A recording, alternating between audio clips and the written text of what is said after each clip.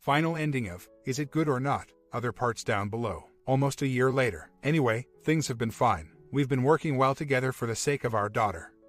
6 years old, with no disagreements. I stay out of her life, and for the most part she stays out of mine. But lately, my XW has been doing some really weird things. Last year I got into the new Doctor Who, and I've been watching it religiously ever since. Dee knows and watches it with me sometimes. The last time XW came to my house to drop off Dee was on a Saturday in September or October.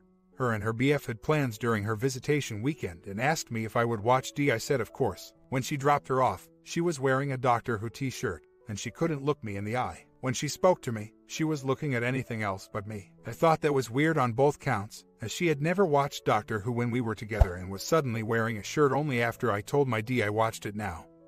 But I just shrugged it off and figured it was a coincidence. She's also been sending me a lot more texts. They're all related to our daughter, but they've been happening much more frequently. It's like she's trying to find reasons related to our daughter to text me. But I didn't think much of it and kept on living. I figured she's just trying to be a bit more involved in co-parenting than she was before. We've been getting a lot of snow here in Oregon the past couple of days. She texted me on Thursday asking if I was going to work on Friday. She said she wasn't, and that I could drop off Dee at her place or she could pick her up from mine and that she was open to whatever. The thing is we rarely do that. Dee's daycare is close to both of us and we have always used it as neutral ground. I prefer it that way as I enjoy my privacy and don't care for my XW coming around my house. And I prefer to stay away from her place to respect her privacy. She did drop Dee off at my place that one Saturday, but since it was a Saturday there was no other choice and I'll put up with a few minutes with the X in order to get more time with my Dee. But on a day when daycare is open, I prefer to stick to the established norm of making the exchange on neutral ground at daycare. I told the XW that I was going to work on Friday and that I'll drop Dee off at daycare like normal. That way she can get Dee anytime throughout the day that is most convenient for her. She said, okay, no problem. Just wanted to check in. Friday morning I'm going through Dee's backpack, as she had a lot of clothes and toys that stay with me inside and I wanted to make sure I got everything. As I'm going through it, I see a little red book-like object. Curious, I open it and see it's a book that has inserts inside for pictures, and all the pictures are of me and my XW's wedding. My Dee never mentioned this to me the entire week. Plus, she wasn't even born then, so she has no memory of the wedding, and the picture book looked brand new. So, I don't think it's hers, and I don't think she even knew it was there. And red is the XW's favorite color. When I saw it, all her odd past behavior finally made sense. I was really hoping to have avoided this. I divorced the hell out of her and didn't look back. Not even once. I showed her under no uncertain terms that I was done. I am polite and cordial with her. We don't argue, and I'm very accommodating concerning our Dee. But I'm just trying to be a responsible co-parent. I have given no indication that I'm interested in R, and this begins. I just put the picture book back into Dee's bag and didn't mention it to her. Haven't mentioned it to the XW either. I'm going to pretend I didn't even see it. I'm wondering how much more of this I'm going to have to put up with in the days ahead. I've been single since last summer. Self-imposed. I seem to attract crazy women. So, I told myself a good solid 6 months at minimum with no relationship would be really good for me. And it's been one of the best decisions I've ever made. Although I did go on a blind date last Wednesday, my XW refused individual counseling, and that told me everything I needed to know. There is no chance for me to even talk to her about anything between us until she has a few months of IC at minimum under her belt, because without it I definitely believe she will cheat again. If she ever asks me, I will flat out tell her that. If she continues to choose not to go to IC, no skin off my back. Life is really good without her in it. I don't talk to her unless I have to. I never make idle conversation. If it's something about our daughter I believe she needs to know, then I'll tell her. Other than that, I'm as quiet as a mouse. While she's still living with this guy, there is no way in hell. She hasn't changed and there is no chance until she proves that he has. What's really frustrating is that she's putting our cooperative co-parenting in danger with these shenanigans if she full-blown propositions me and I'm forced to shoot her down. I've dated a couple women post-split with the XW, and I enjoyed it. Both women were very intelligent and highly attractive, which was a big ego boost to be sure. But they both had their issues which were deal breakers to me, and I couldn't continue seeing either one. One of them wants to hang out again, which might be fun, but I don't think I want to get involved in her weird thing again. LW, you're exactly right. It's like she's trying to get me to initiate the R process. And I have no interest in that. I'm not exactly itching for R anyway. I really enjoy my single life and life away from her. But I suppose if she took the necessary steps all on her own, being single, counseling, fixing herself, and then approached me, I would be extremely guarded, but I'd probably at least hear what she had to say and decide where to go from there. But she isn't even within 1,000 light years of that yet, and as such I view these things as nothing more than breadcrumbs to be ignored. but I'm also very wary as to what she may do down the road. She pulled some really stupid crap post-divorce, and I know what she's capable of when she feels scorned. Oh, the irony. I believe there is a 1% chance that my XW can change and be a better person. It's so small as to be statistically irrelevant.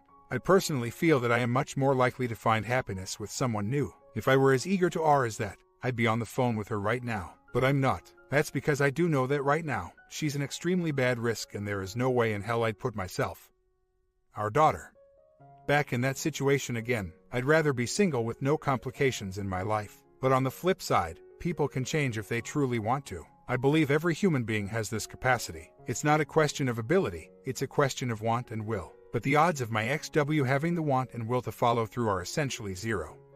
So I have absolutely no faith. But if in that 1% chance she proves me wrong, I would hear what she has to say and then make a decision based on whether or not I believe her, think she's actually changed, and whether or not I can even stand to look at her. All the odds are not in her favor. After the affair was over and our divorce was a stone's throw away from being finalized, I got the whole "I'm ashamed of what I did.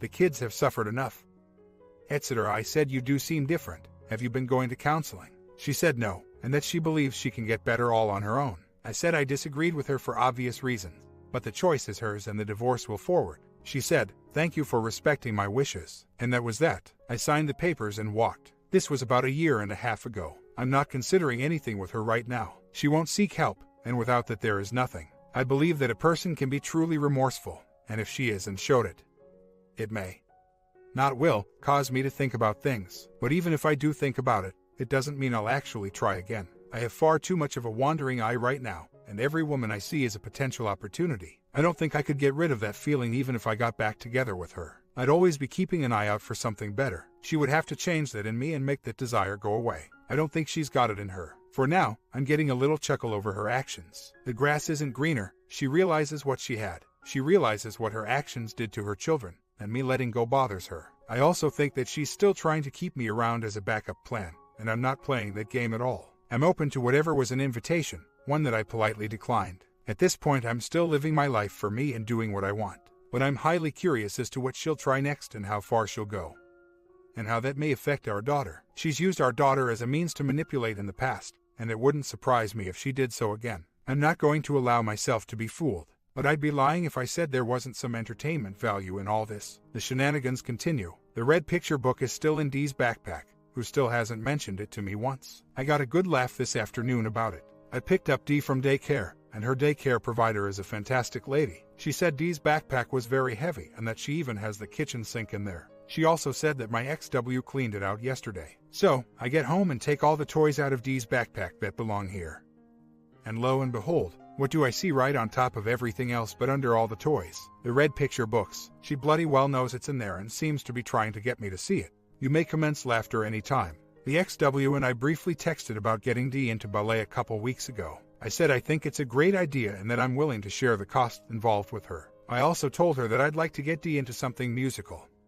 I was a trumpet player many years ago, so it's kind of important to me. I also don't want to approach Dee with something like that before discussing it with her mother. We have joint custody, and I respect that. She said she is open to that, and then proceeded to tell me that my ex-stepdaughter, XW's daughter from a prior marriage, now plays the flute, and almost chose to play the trumpet, and that seeing me with my trumpet had given her a love for music. I thanked her for the compliment, said I am glad I was able to be a positive influence, and politely ended the conversation. On a positive note, I started a new job yesterday. Got a rotation in the IT department of my agency, which something I've always dreamed about but never thought I could actually get. Well, I actually got it. It's a fantastic opportunity and I'm loving every minute of it. Who said life after divorce had to be painful? So many good things can happen if you really want them to, and it's really amazing what you can accomplish for yourself when you love yourself and put yourself first. Another year later, I just learned that my ex-WW is openly sleeping with multiple people,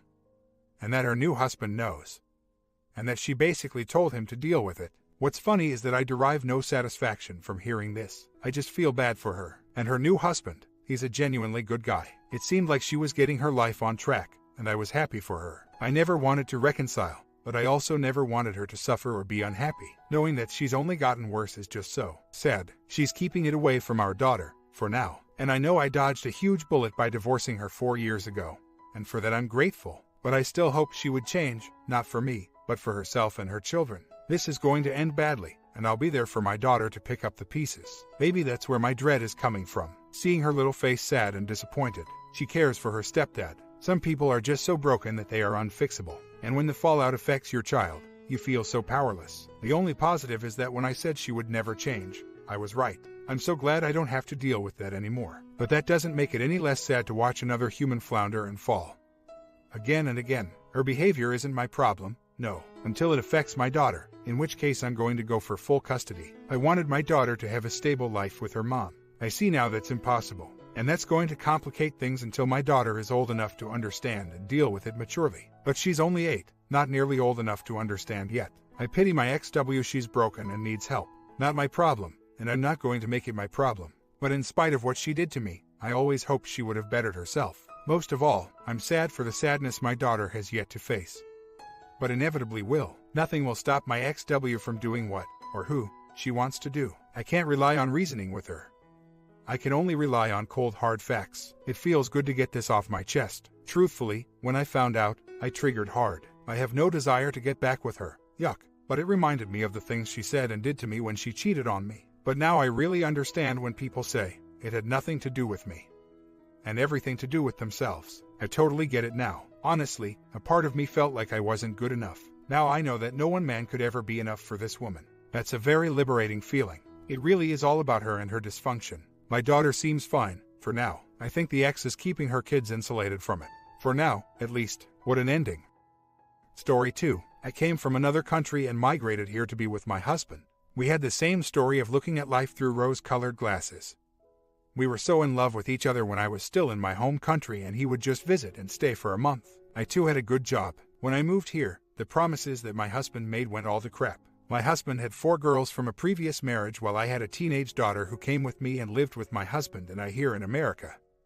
My husband imposed all rules and regulations inside the house. I was okay with it because I am a strict parent as well and I believe in giving children responsibility inside the house. But when his own daughter moved into our house, the rules that he imposed on mine does not apply to his own child. Furthermore, this child would not do anything around the house, leaving my daughter and I to do all the housework. I mentioned this to my husband, but he was so scared of his own children since they were always throwing the divorce in his face. To add to the mix, my in-laws were always whispering in my husband's ear that he should not show any affection towards my daughter when his own children is around lest it makes them jealous. My husband was not a good provider. He let me live in this country for 3 years without health insurance while paid for his own. I was able to get my own insurance through my job and he dropped his in order to be covered by mine. I was okay with all this. All I wanted was for my husband to stand by me whenever somebody is attacking me. I became very resentful of his daughter who lived in our house because I felt like she is calling the shots in our own home. One day, my husband and I had an argument, and I chose to leave the house. My husband's daughter sent me a text saying, "After my father brought you to this country and rescued you and your daughter, this is how you repay him." Then went on and posted on Facebook that she wanted me to die. My husband wanted me to come back, but I told him I will not tolerate his daughter's behavior, and he told me that he will make her apologize to me for it. So, we all sat down, including my daughter who's been out of the house and going to college at this time.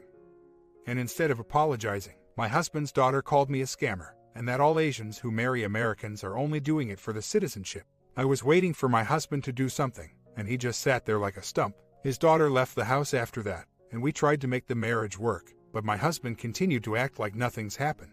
I never recovered from it and grew bitter because of it, finally leading to our separation. Right now, I'm sad at what happened to my marriage, but tried to maintain a decent relationship with my husband. We have been separated for more than 6 months now, and he comes whenever I need help, and he is still covered under my insurance. I love my husband and want our marriage to work, but I can't stand his family and the way that they have treated us. My husband also runs to his mother every time something happens within our marriage, alienating his whole family against me. Not to mention that they probably didn't like me in the first place. Now my husband is constantly sick. He blamed me for not taking him off the insurance, making him feel hamstrung because he couldn't get an insurance on his own now. I was thinking, if you wanted to get your own, you could have gotten a second insurance. But it's too cheap to do so because I have been paying for his. Are there married couples here who were able to survive blended families? Can you live with your husband and make the marriage work without having anything to do with his family? I'm okay financially. I'm probably better off than my husband right now. I have a full-time job and teaches at a nearby university. I'm just lonely every day, but at least I'm not hateful all the time anymore. My heart was filled with so much hate and bitterness when my husband and I were still together because I feel like I married a different man than the one I fell in love with. Anyway, my husband and I have been separated for more than 6 months now. I was born a Catholic, but when I joined him in this country, we agreed that we will be going to the same church. We went to a Christian church, and I loved and believed in the doctrine that it's God, husband, wife triumvirate in marriage. My husband and I had a stressful marriage over the last 3 years, mainly because of his children. They never forgave him for the divorce, and as a result, my husband is deathly scared of his own kids, sacrificing our marriage many times. It came to a point where the fighting between us over his kids, stuff,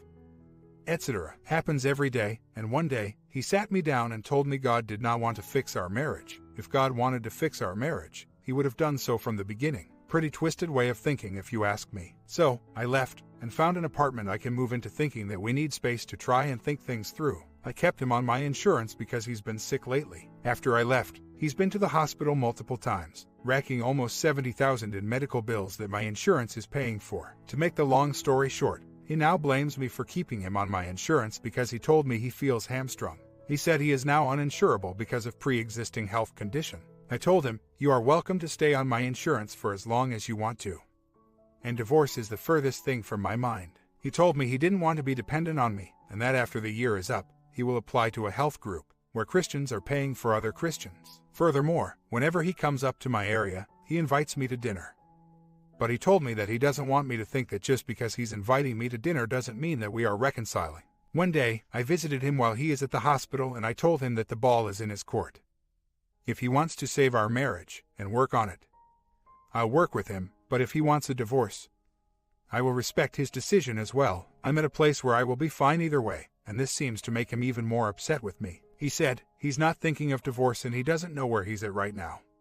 And he doesn't want to talk about it because his goal is to get better and get off my insurance. I could not make heads nor tails of what my husband is thinking.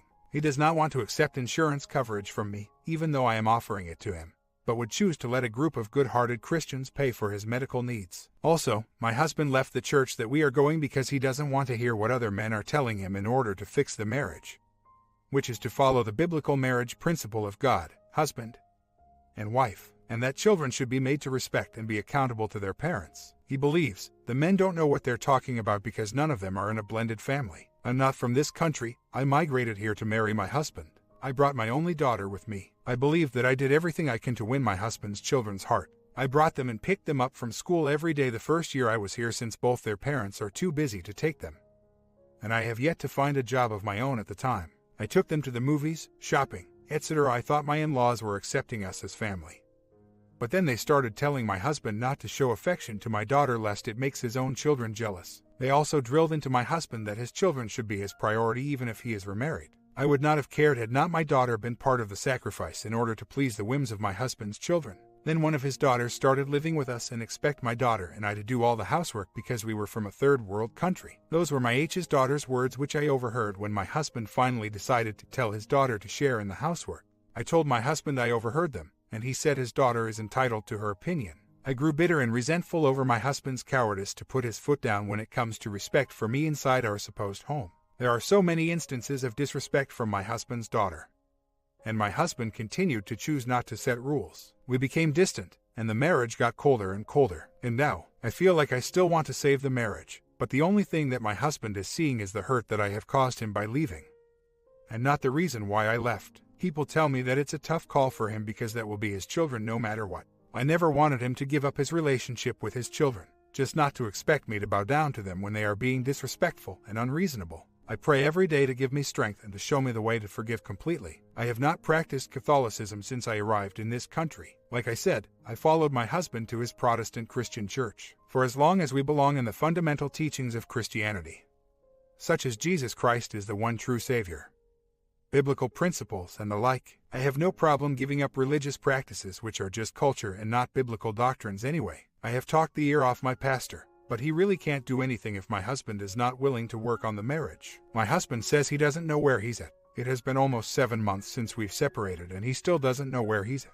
On the other hand, he's been sick a lot of times, and maybe that's what's clouding his judgment right now. But I get frustrated because I feel like all I've shown him is kindness since the separation, but he is intent on hurting me every time we see each other. He would invite me to dinner but will be critical of the decisions that I make in my everyday life. He also continuously tells me not to be hopeful and expect reconciliation just because we are having dinner together. A friend told me that because he was hurt when I left, now that he knows that I want to work on the marriage, he saw an opportunity to hurt me back.